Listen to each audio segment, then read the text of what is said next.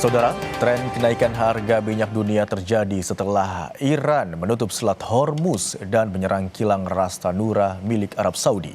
Selat Hormuz menjadi jalur vital karena sekitar 20% pengiriman minyak dunia melintasi perairan ini. Jika konflik terus berlanjut, suplai global akan terganggu dan harga minyak melonjak yang mengakibatkan naiknya harga BBM di Indonesia.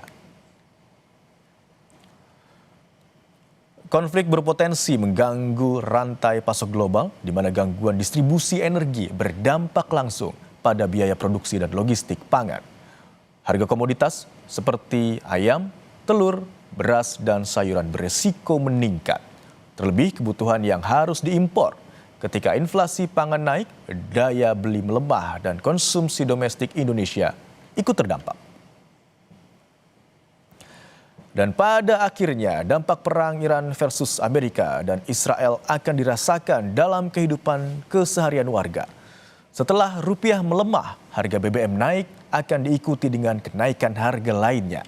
Mulai ongkos transportasi, harga-harga kebutuhan lainnya akan naik hingga berdampak ke masyarakat.